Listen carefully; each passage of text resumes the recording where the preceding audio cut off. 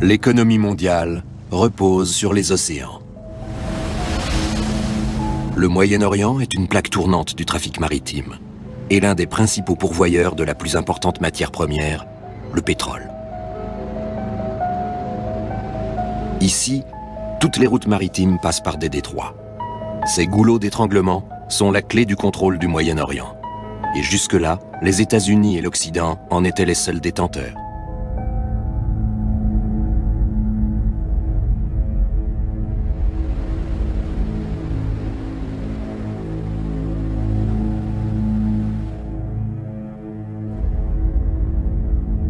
Le détroit d'Ormuz relie le golfe Persique et l'océan Indien. 1/5 du pétrole mondial est acheminé par ce bras de mer. Les tensions politiques entre l'Iran, Israël et les États-Unis en font un foyer de crise. Et tous ceux qui consomment du pétrole pourraient en subir un jour les conséquences. Dans le sud-ouest de la péninsule arabique, le golfe d'Aden débouche sur le détroit de Bab el-Mandeb, terrain de chasse favori des pirates somaliens et des chasseurs de pirates. Ce sont les protagonistes d'une lutte sans merci dont l'enjeu est le maintien de la domination occidentale dans la région. Au nord se trouve le canal de Suez, la porte de la Méditerranée.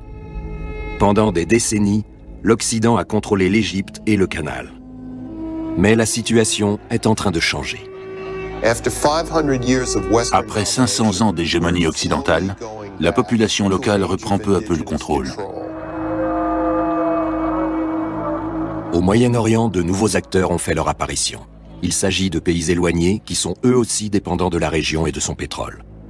Leurs navires sont toujours plus nombreux et leur influence s'accroît. Les intérêts des Chinois se heurtent aujourd'hui à ceux des Américains. Une seule puissance qui dirige le monde, ce n'est pas soutenable. De la Libye à l'Iran, de la Méditerranée aux côtes des pirates somaliens, les cartes du pouvoir sont redistribuées dans le grand jeu du pétrole. Tout tourne autour du contrôle des voies de navigation. La protection du trafic maritime est capitale pour la planète entière. Il n'y a pas de meilleur endroit pour observer ce match que le pont d'un navire en haute mer. Le Progress est un pétrolier de 228 mètres de long. Il transporte du kérosène entre le golfe Persique et l'Europe. Un petit maillon dans la chaîne d'approvisionnement mondiale en énergie.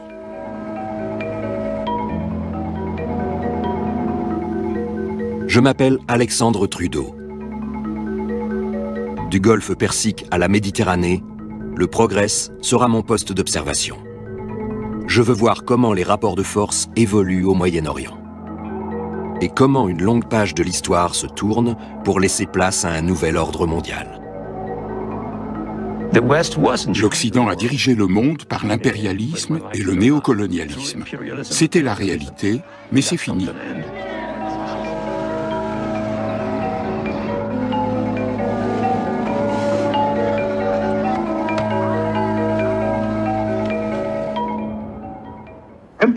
Il ne devrait plus y avoir d'empire. Dans un monde divisé en une multitude d'États, on devrait faire du commerce pacifiquement sur la base du libre-échange. Mais la réalité est tout autre. The barren rocks of Aden, a piper's tune which was famous throughout the empire. The barren rock... Le Moyen-Orient a vu naître et mourir bien des empires. La dernière bataille de l'Empire britannique a eu lieu à Aden il y a 50 ans. De là, les Anglais avaient assis leur pouvoir sur les routes et les passages maritimes. This port lives on oil, and it also protects the sources of that oil. À partir des années 60, les Britanniques n'ont plus les moyens de dominer le monde et sont chassés de la région.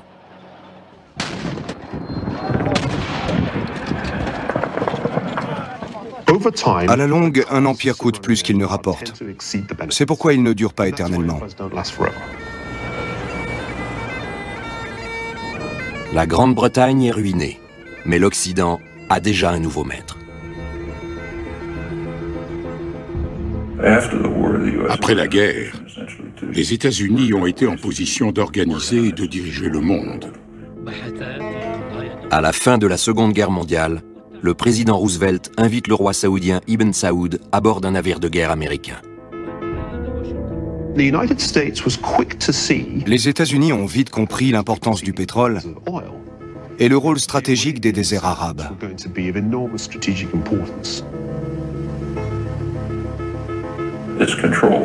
Il s'agit de contrôler la région, car c'est un formidable moyen de dominer le monde entier. À l'époque, l'Arabie saoudite est un État du désert sous-développé et l'Amérique, le plus grand producteur de pétrole. Or, le monde est avide d'or noir. Pour calmer son appétit insatiable, il s'avère donc nécessaire d'exploiter toutes les ressources pétrolières. L'Arabie saoudite est inféodée aux États-Unis. C'est le résultat de la politique menée par Roosevelt après 1945. 65 ans plus tard, la compagnie Saudi Aramco, emblématique de ses relations particulières, est toujours le plus gros fournisseur de pétrole au monde. Et le restera probablement, au vu des immenses réserves de l'Arabie saoudite. On ne peut pas passer à côté de Ghawar. C'est le plus grand gisement de pétrole et de gaz de la planète. Il produira sans cesse du pétrole. Ses réserves sont estimées à 260 milliards de barils. Les Saoudiens peuvent donc fournir énormément de pétrole au monde. L'Arabie saoudite a gagné beaucoup d'argent avec le pétrole et l'a investi judicieusement pour son peuple et son pays. L'Arabie saoudite vit dans un grand confort matériel, mais sous un régime politique autoritaire. Nous autres Saoudiens savons exactement ce que nous voulons de notre gouvernement. Et nous connaissons bien notre système politique. Et nous en sommes très satisfaits.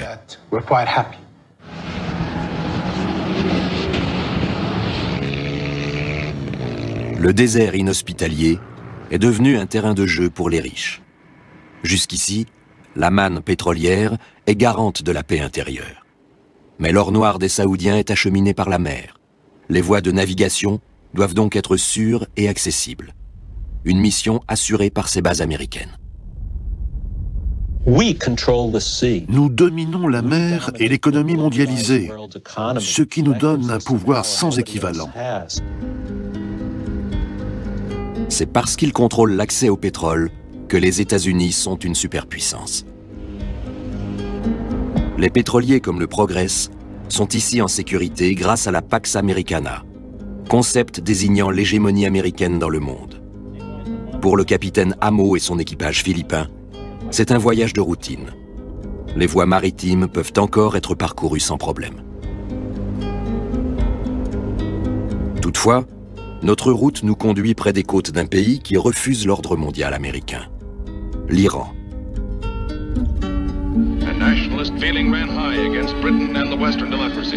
Au début des années 50, l'Iran veut échapper à la domination occidentale et nationaliser sa production de pétrole. Les États-Unis et la Grande-Bretagne l'en empêchent, en maintenant au pouvoir un dirigeant conciliant, le Shah. Aucun autre régime n'était toléré s'il menaçait la suprématie américaine. Mais on n'agissait pas à découvert. En 1979, quand le système s'est effondré avec la destitution du Shah, la situation s'est nettement dégradée d'un point de vue anglo-américain.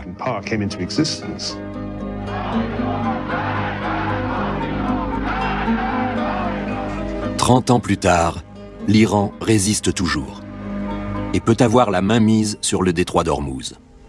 C'est un goulot d'étranglement facile à contrôler depuis la côte. On peut le bombarder, le miner ou le bloquer. L'Occident voit d'un mauvais œil la position dominante que l'Iran occupe au nord du détroit, car il ne peut plus garantir la sécurité du transport pétrolier. Et si l'or noir cessait de couler, le prix du baril atteindrait des sommets.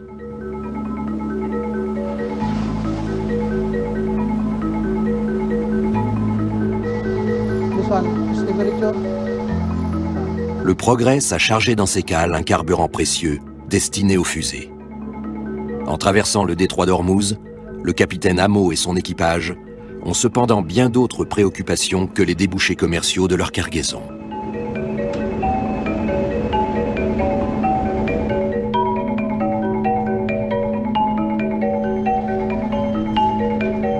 Un vieil ennemi de la marine marchande les guette sur l'eau.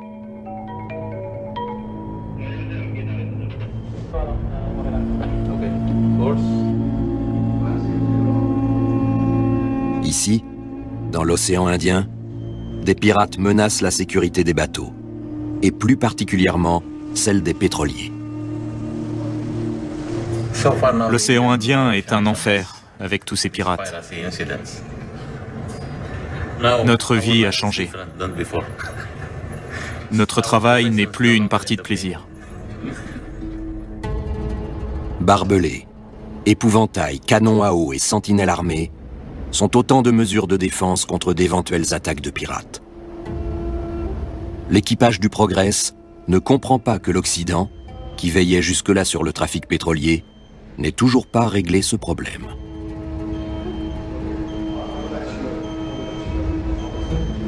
Off the coast of Somalia today, pirates hijacked yet another cargo ship. C'est le deuxième pétrolier en 2 jours à tomber aux mains des pirates.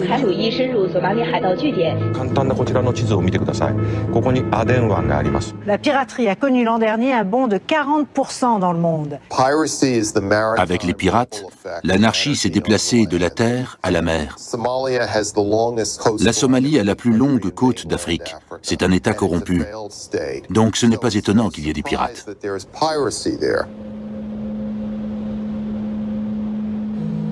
Une fois encore, la Somalie est victime de la sécheresse.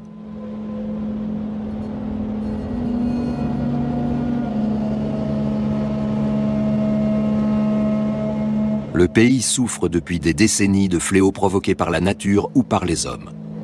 Fin 1992, l'Occident intervient dans la guerre civile, ce qui se solde 10 mois plus tard par une catastrophe.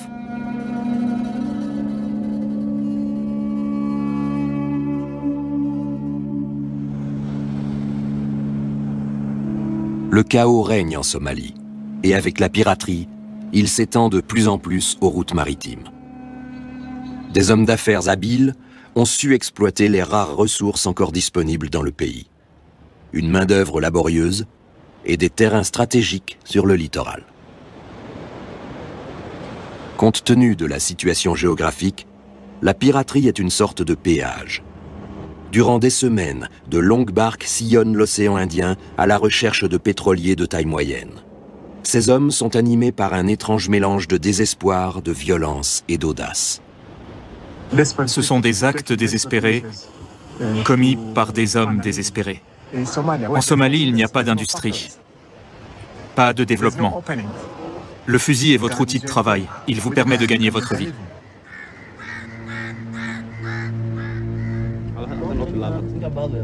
Ce groupe de pirates, armés jusqu'aux dents, passe le temps en mâchant du khat, une drogue très prisée ici.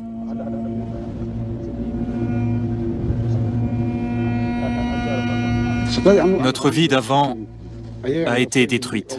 On ne la retrouvera plus. On prend tous les bateaux qu'on peut. Tant qu'ils passeront par ici, on les attaquera. Les pirates somaliens menacent le contrôle des États-Unis sur les voies maritimes, et donc la Pax Americana.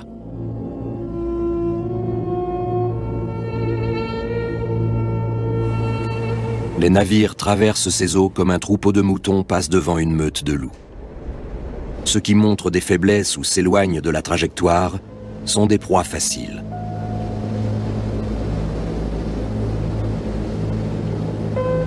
Mais à présent, les chasseurs sont eux-mêmes chassés.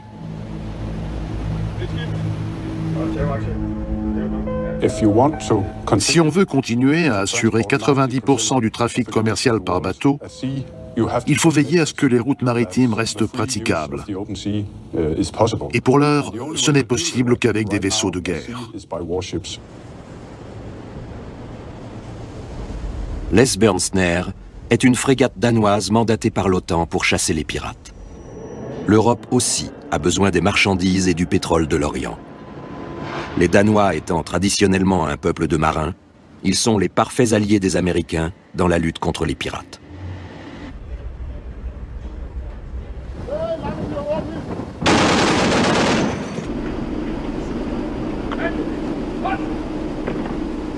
Mais la mission de l'Esbjörnsnær n'est qu'un succès partiel. Le danger plane toujours en mer. La région est trop étendue. C'est pourquoi les Danois ont mis au point une nouvelle tactique. Ils patrouillent le long des côtes somaliennes.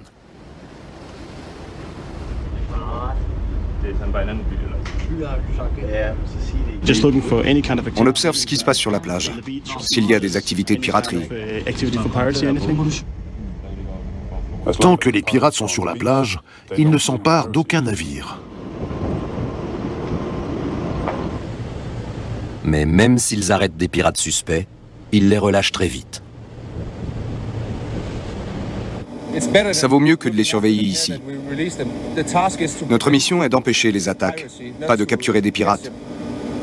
On a pris 2 barques. La moitié de l'équipage étaient des types qu'on avait déjà eus à bord. On a pris leur identité une fois de plus, puis on les a relâchés. Avec cette tactique, les Occidentaux semblent condamnés à combattre sans cesse les mêmes pirates et à maintenir indéfiniment leurs vaisseaux de guerre dans ces eaux, à moins que ce ne soit précisément le but recherché. En Europe, on est de plus en plus tenté de lutter contre la piraterie sur le sol somalien. Tout le monde sait que la seule solution est d'intervenir sur la terre ferme. Les Somaliens se sont longtemps opposés à toute intervention extérieure directe. Comme cet ancien chef des gardes-côtes, beaucoup préféreraient que l'étranger les soutienne dans leur combat contre la piraterie. S'ils veulent nous aider, qu'ils aident nos gardes-côtes à protéger notre peuple.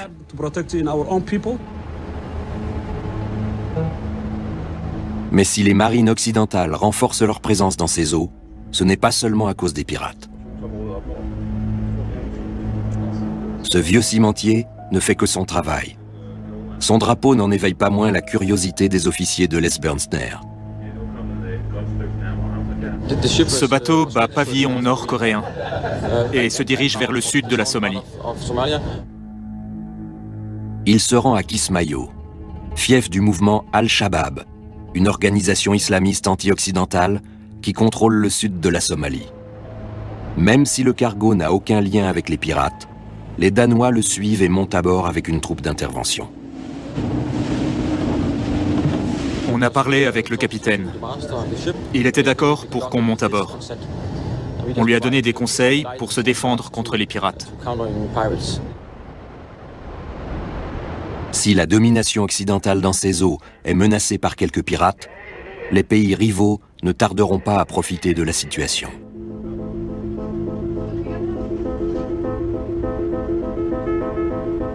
De fait, le contrôle des routes maritimes est un enjeu capital pour les puissances mondiales.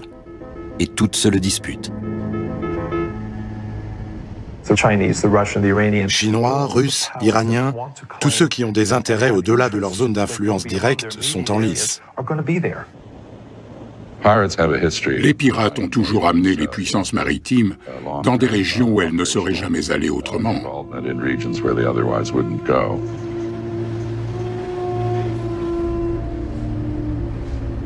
D'autres dangers planent sur les routes internationales.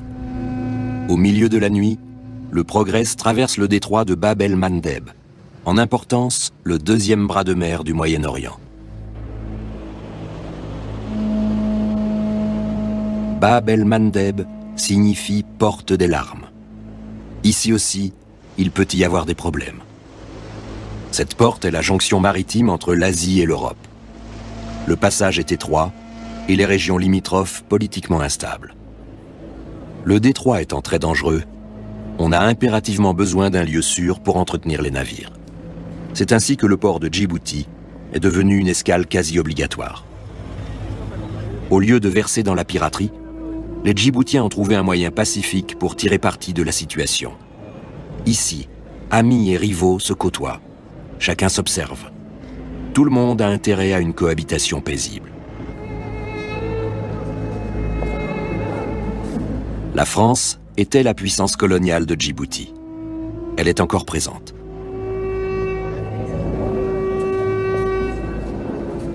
Les Américains sont également sur place. Depuis leur base militaire, ils lancent des opérations spéciales et des attaques de drones dans la région.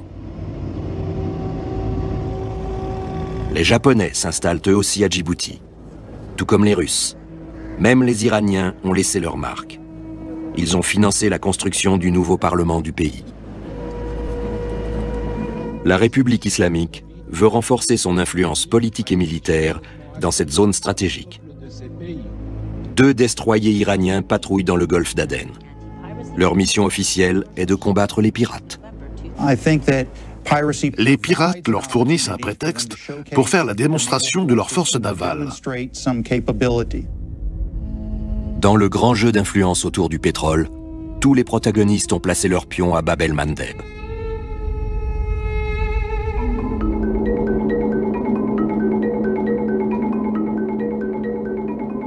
Plus au nord, où navigue maintenant le Progress, l'enjeu est encore plus important.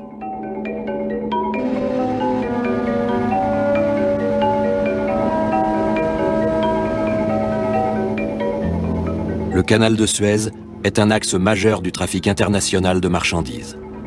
24 heures sur 24, 7 jours sur 7, des cargos l'empruntent pour gagner des ports lointains.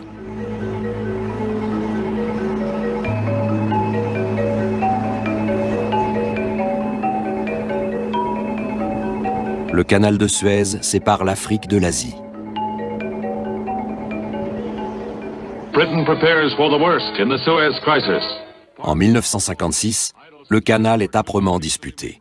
L'Égypte veut le récupérer et le nationaliser. Mais les puissances occidentales qui l'ont construit ne sont pas prêtes à l'abandonner. De la fin du 19e aux années 1950, l'Égypte était un maillon central du transport de marchandises dans l'Empire britannique. President Nasser continues to defy the Western powers on his seizure of the canal. La crise de Suez de 1956 a été comme le dernier soubresaut d'un animal blessé à mort. Désormais, il était clair pour tout le monde que l'Empire britannique était un rêve brisé.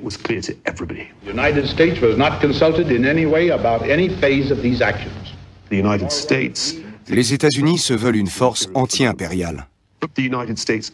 Mais ils jouent le même rôle que les Britanniques par le passé. Les Américains veillent à rendre le canal de Suez à l'État égyptien, dans l'espoir d'endiguer le nationalisme. Mais cela produit l'effet inverse. À quelques années d'intervalle, 2 guerres éclateront entre Israël et l'Égypte.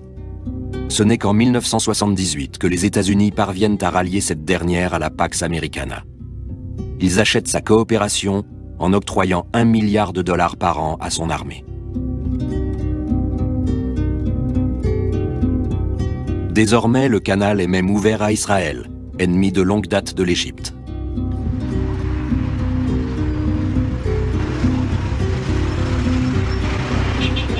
Toutefois, malgré les aides généreuses versées pendant des années par l'Amérique, la situation économique du peuple égyptien se détériore.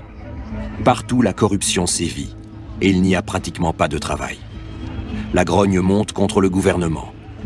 Parallèlement, à l'ère de l'information, les Égyptiens communiquent de plus en plus en réseau.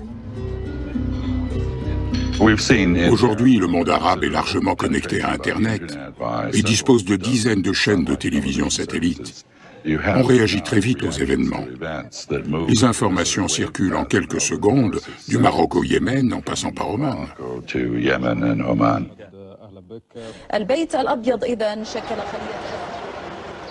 En 2009, le président américain Obama se rend au Caire. L'ensemble du monde arabe attend de lui une impulsion démocratique.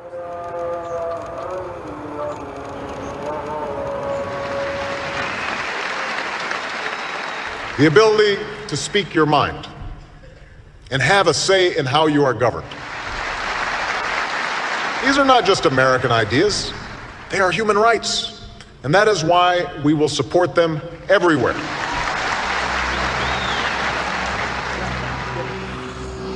Deux ans plus tard, tout change.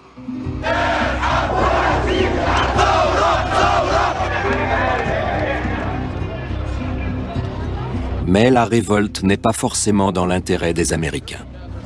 La question se pose de savoir si ces derniers pourront contenir le nationalisme dans la région. Les anciens alliés des États-Unis ne tardent pas à être renversés. Le président égyptien est traduit en justice par son peuple. Tous les Égyptiens étaient écœurés par ce qu'il avait fait. À nos yeux, il s'était, passez-moi l'expression, prostitué.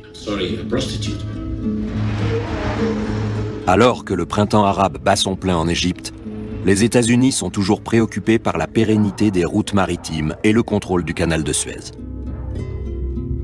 Comme en 1956, les insurgés pourraient utiliser l'accès au canal à des fins politiques. C'est une révolution. Il ne faut pas espérer de gentils gouvernements démocratiques et pro-occidentaux dirigés par des cadres de Google. C'est très peu probable. On verra sans doute s'installer des régimes islamistes qui seront certainement encore plus imprévisibles. À chaque victoire des islamistes dans les urnes, la domination occidentale recule. Pour plus d'un Arabe, c'est sûrement une perspective encourageante. Ils ne se laisseront plus dicter leur conduite par l'étranger et ne compteront plus sur nous pour leur survie.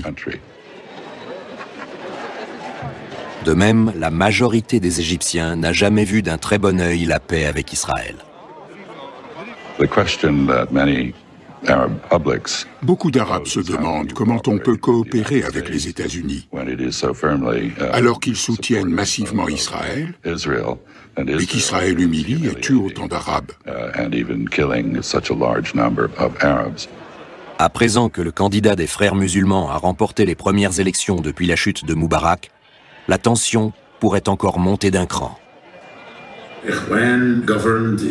L'Égypte des frères musulmans va soutenir la cause palestinienne. Je ne pense pas qu'actuellement la guerre soit une option, mais il y a des limites.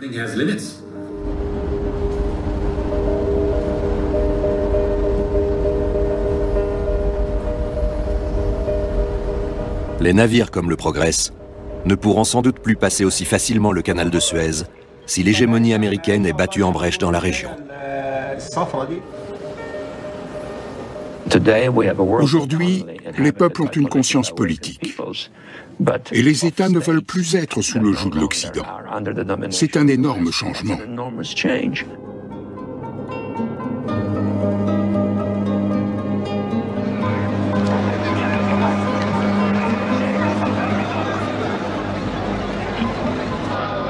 Un pays doit particulièrement craindre la perte de pouvoir des États-Unis. Israël.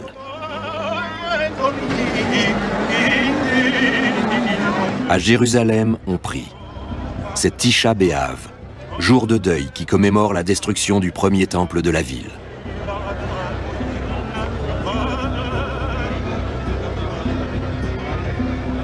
Tandis que les religieux célèbrent un événement survenu il y a environ 2600 ans, les responsables politiques, eux, attirent l'attention sur une menace bien actuelle.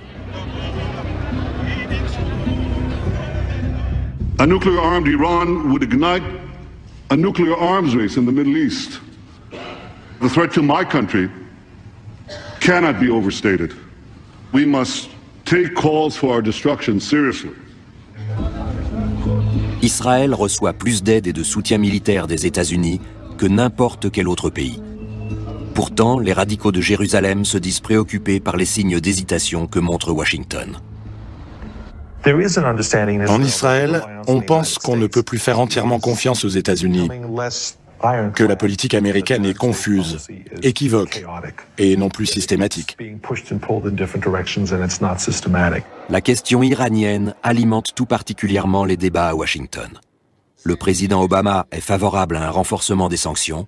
Ses adversaires, eux, soutiennent l'attitude offensive d'Israël.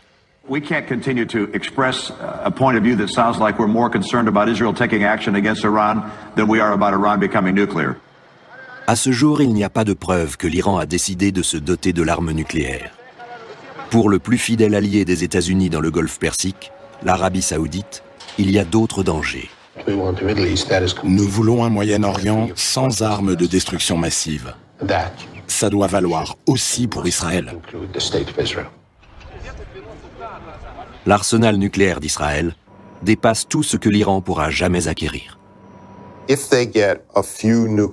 Même si les Iraniens ont quelques bombes nucléaires de qualité douteuse, sans capacité de seconde frappe, avec une défense aérienne qui peut être facilement vaincue, quel danger représente-t-il? Malgré tout, Israël prend la menace tellement au sérieux que son Premier ministre envisage d'attaquer l'Iran, avec ou sans l'Amérique. Israel always reserves the right to defend itself. Israël est au pied du mur, entre autres à cause de sa propre rhétorique. Si les sanctions n'apportent rien d'ici 6 mois, il y aura une intervention militaire. L'objectif serait la destruction de toutes les installations nucléaires iraniennes, civiles et militaires.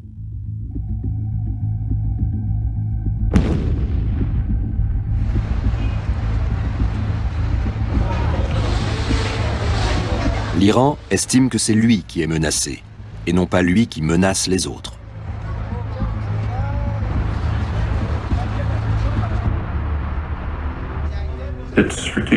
L'Iran a une stratégie défensive. Il est entouré par 2 États qui détiennent l'arme nucléaire, Israël et le Pakistan.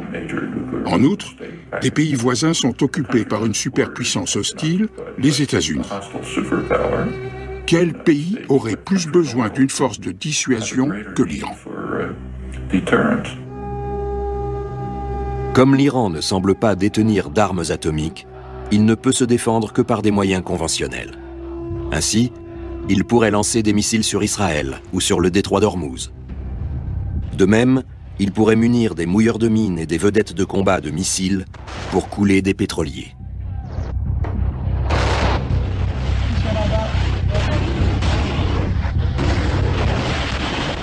Les eaux où le Progress a commencé son voyage deviendraient vite un champ de bataille. Et le pétrole ne coulerait plus. Ça peut être vite l'escalade. Si un gouvernement déclare que c'est une question de vie ou de mort, la situation peut rapidement dégénérer et personne n'en sortira gagnant. Par désespoir, l'Iran pourrait même viser directement les sites de production de pétrole des royaumes arabes le long de la côte sud. Le complexe d'Abqaiq fournit environ 10% de l'or noir mondial. Une guerre contre l'Iran pourrait paralyser l'extraction de pétrole et faire exploser les prix. C'est aussi une forme de dissuasion. Il semblerait par ailleurs que l'Iran envisage d'autres stratégies. Le Bahreïn se trouve au centre du golfe Persique. Sa population est composée en majorité de musulmans chiites. Ce pont relie le pays à l'Arabie saoudite. Au printemps 2011, les Saoudiens envoient des troupes armées au Bahreïn pour aider le gouvernement à combattre une révolte populaire.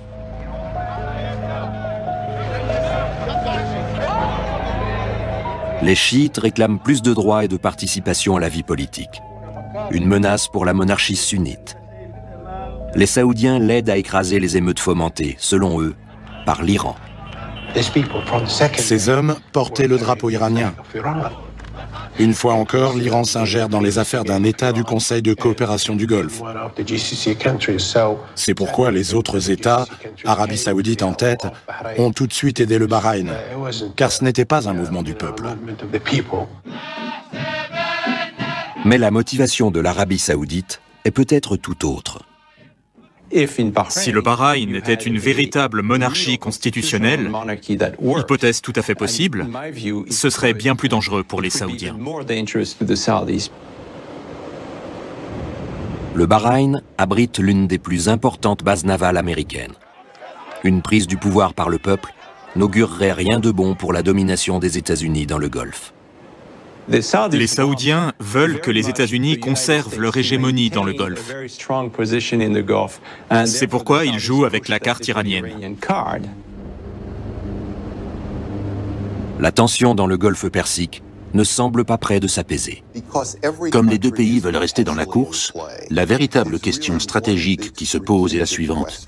Quel régime tiendra le plus longtemps, celui de l'Arabie Saoudite ou celui de l'Iran? L'enjeu est de taille. Les États-Unis se gardent donc de critiquer la répression des mouvements démocratiques, d'autant que les efforts de démocratisation en Irak n'ont pas été payants pour l'Occident et ont profité à l'Iran. Au Liban, la démocratie favorise le Hezbollah et à Gaza, elle renforce le Hamas. 2 territoires désormais ralliés au camp iranien. Les erreurs des Américains profitent à l'Iran. Son influence et sa popularité s'accroissent et il peut provoquer encore plus de troubles. Pour juguler l'influence de Téhéran, Israël envisage une attaque préventive contre les installations nucléaires iraniennes. Vu la configuration de ces installations, ça retarderait tout au plus le programme nucléaire de l'Iran, mais ça ne le détruirait pas. Pour frapper fort, Israël aurait besoin de l'aide des États-Unis. Toute la question est de savoir si les États-Unis sont prêts à engager une action militaire contre l'Iran pour soutenir Israël. Beaucoup d'Américains diraient « Non, pourquoi le ferions-nous ? Nous venons de mener des guerres atroces et coûteuses en Afghanistan et en Irak. Et qu'est-ce que nous avons gagné ? Une guerre contre l'Iran serait désastreuse. Un général américain a dit « Si vous avez aimé l'Irak et l'Afghanistan, vous adorerez l'Iran. » Un jeu périlleux. Chaque camp pousse l'autre à bout. Les dirigeants israéliens utilisent la menace d'une guerre pour détourner l'attention de leur peuple des problèmes intérieurs et forcer les États-Unis à durcir leur position. Le gouvernement américain veut rappeler au monde sa propre puissance. L'Iran profite de la situation pour galvaniser son peuple et gagner des sympathies dans la région. Enfin, chacun sait qu'avec ce conflit, les routes maritimes et donc l'économie mondiale sont également en jeu. Et cela ne touche pas que le golfe Persique. Le détroit de Bab el-Mandeb pourrait jouer aussi un rôle en cas d'affrontement entre les États-Unis et l'Iran. La porte des larmes est entourée de part et d'autre de montagnes. Côté africain se trouve l'Érythrée, un petit État qui s'est toujours opposé à l'Occident et avec lequel l'Iran a renforcé ses relations diplomatiques. En face, le Yémen cause encore plus de soucis. C'est un pays montagneux, multi-ethnique et extrêmement pauvre. Une grande partie du nord-ouest du Yémen est contrôlée par un groupe de rebelles, les Houthis. Les Houthis sont des musulmans chiites, un autre lien possible avec l'Iran. Cela inquiète tout particulièrement les Saoudiens, d'où leur soutien massif au gouvernement yéménite. L'Arabie saoudite n'a pas envoyé de troupes au Yémen. Elle a défendu ses frontières contre les Houthis, une organisation terroriste qui entretient sans doute des relations étroites avec l'Iran. Au Yémen, le printemps arabe a provoqué la chute du président pro-occidental Ali Saleh et rendu le pays encore plus instable. L'Arabie saoudite et la communauté internationale doivent empêcher la déliquescence de l'État yéménite.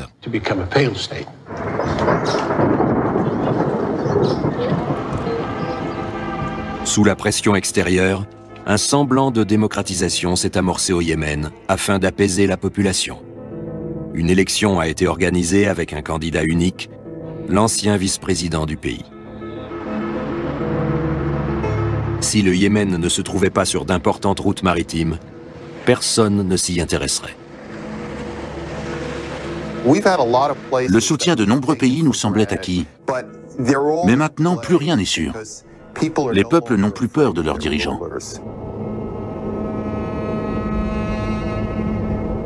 À présent, le Progress navigue dans les eaux calmes de la Méditerranée.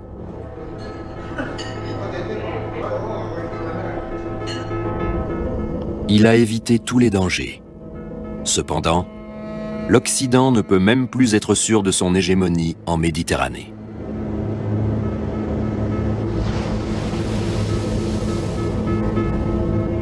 En Égypte, il pourrait bientôt y avoir des problèmes et d'ores et déjà, des étrangers pénètrent en Méditerranée. Pour la première fois, des navires de la marine iranienne sont allés de la mer Rouge en Méditerranée. Les mêmes navires avec lesquels l'Iran patrouille contre les pirates. L'Iran envoie un signal fort à l'OTAN, très implanté en Méditerranée, mais aussi à Israël. En acheminant des vaisseaux de guerre en Méditerranée, un autre pays envoie un signal encore plus fort. La Chine change radicalement les règles du jeu. Elle est en passe de devenir une superpuissance, mais fait face à un énorme problème de ressources. Les Chinois représentent un peu plus d'un cinquième de la population mondiale, mais ne possèdent que 7,5% des terres arables et 6% de l'eau disponible dans le monde. Ils sont donc fortement dépendants de l'importation de ressources naturelles. Pour pouvoir payer toutes ces importations, la Chine est devenue l'atelier du monde.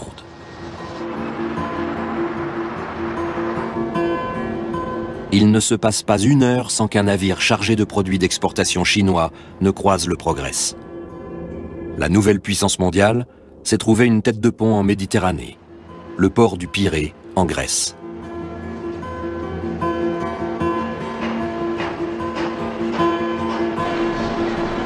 La Chine affiche une balance commerciale largement excédentaire et dispose d'énormes réserves de devises. Avec toutes ces devises, la Chine va finir par acheter le monde entier et jouer un rôle clé dans le commerce des matières premières.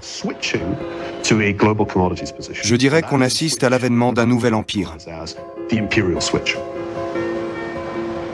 Les Chinois sont partout. Ils ont soif de matières premières. C'est pourquoi leurs intérêts se trouvent aux quatre coins du globe, tout comme leur marine. Dans le bassin méditerranéen, la Chine investit surtout en Libye. Elle a envoyé une main-d'œuvre importante dans ce pays riche en pétrole et dirigé par un homme qui avait des alliés dans tous les camps.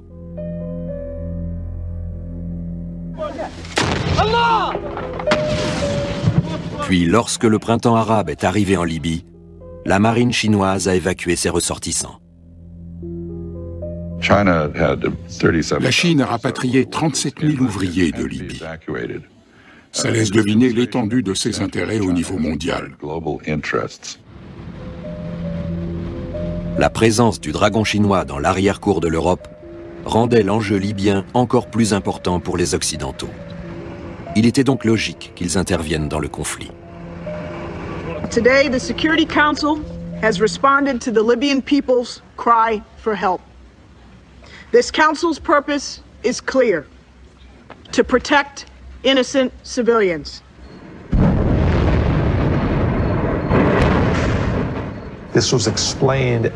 On a dit qu'on voulait éviter un massacre. Mais chacun sait que la Libye est un des plus gros producteurs de pétrole au monde. Les Libyens, comme ce journaliste, sont sûrs que la véritable préoccupation de l'Occident était de sécuriser son approvisionnement en pétrole. L'OTAN a besoin de pétrole. Tant qu'ils nous aideront, nous les aiderons aussi. La libération de la Libye et l'éviction de la Chine sont un bienfait pour les Occidentaux. Mais il serait faux de croire qu'on a chassé définitivement les Chinois du pays. Je pense qu'ils auront tôt fait de revenir. Ils représentent une alternative économiquement viable par rapport aux partenaires européens et autres. Le grand enjeu économique est l'accès aux matières premières. Et si la Libye joue un rôle important, ce n'est pas seulement à cause de son pétrole. Ce pays est une passerelle directe vers l'Afrique et ses ressources naturelles. La Chine voit le continent noir comme la solution à sa pénurie de matières premières, alors que l'Occident l'a longtemps négligé. Certains ont traité l'Afrique comme un parc à thème humanitaire. Les Chinois, eux, la voient comme un partenaire économique. Allez en Afrique et vous verrez la naissance d'un empire. Les pays africains riches en ressources naturelles tournent de plus en plus le dos à l'Occident et font affaire avec les Chinois. Mais Pékin a également besoin du pétrole du Golfe Persique, de l'Arabie Saoudite et de l'Iran. Pour autant, la Chine n'est pas encore une puissance maritime dans le Golfe. Seule la marine américaine est en mesure de protéger et de surveiller ses routes maritimes. Pendant longtemps, les États-Unis ont eu l'habitude de décider seuls qui vendait à qui le pétrole du Golfe Persique. Mais les Chinois ne se laissent pas commander si facilement. Il est donc peu probable qu'on puisse leur interdire d'acheter du pétrole iranien. Et la Chine n'est pas le seul pays d'Asie qui pourvoit à ses besoins énergétiques en Iran.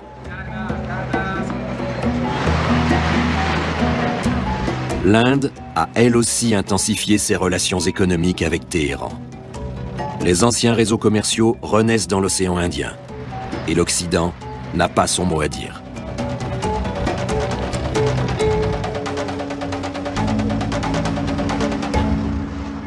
Les États-Unis auront bien plus de mal à maintenir la Pax Americana. L'Occident ne peut pas contrôler la Somalie. Les pirates restent une menace pour tous. Et il est confronté à une situation politique nouvelle en Égypte, au Yémen et au Bahreïn. Les Américains ne peuvent plus être sûrs de leurs alliés. Pourtant, ils ont déjà dépensé une fortune au Moyen-Orient.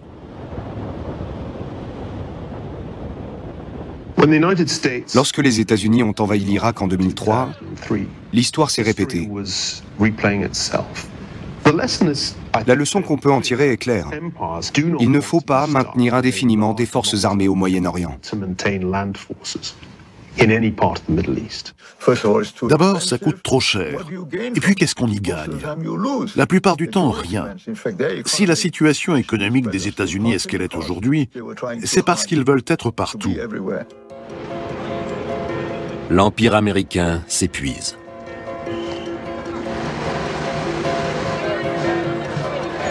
Les États-Unis vivent largement au-dessus de leurs moyens.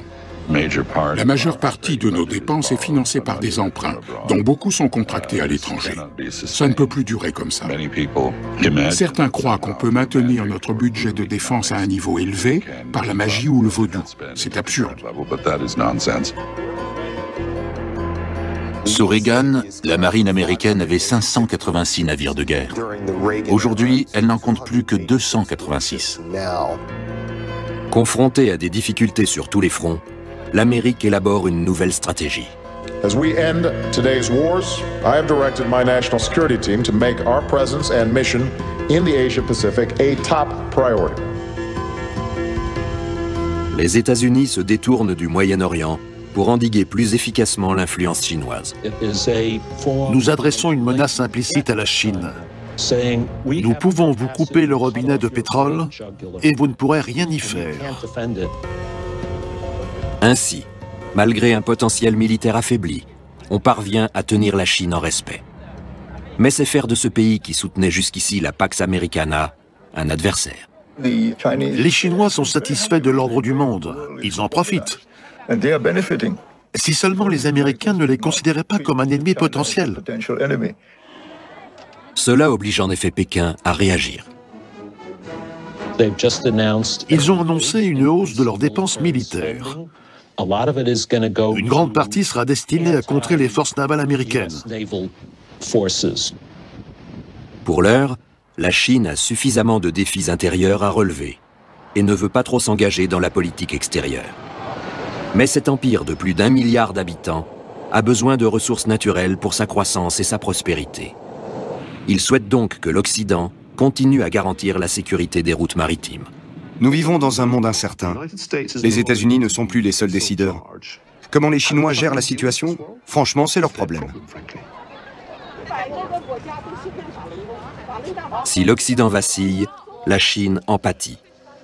Et si l'Occident ressent comme une menace l'émergence de nouvelles puissances, il y a peu de chances de trouver un équilibre. L'Occident régresse parce que le reste du monde progresse.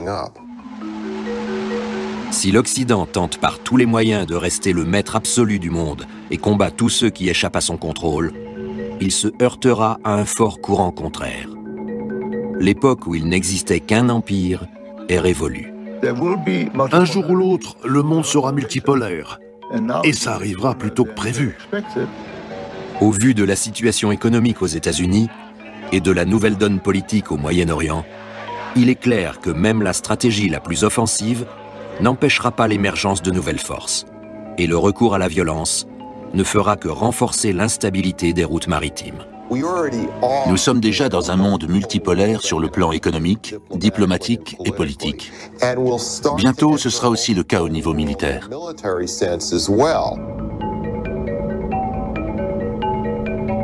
Trouvera-t-on un terrain d'entente ou l'avenir sera-t-il placé sous le signe de l'affrontement?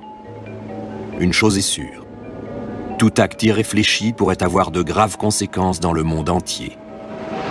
La malédiction du pétrole n'a pas fini de frapper.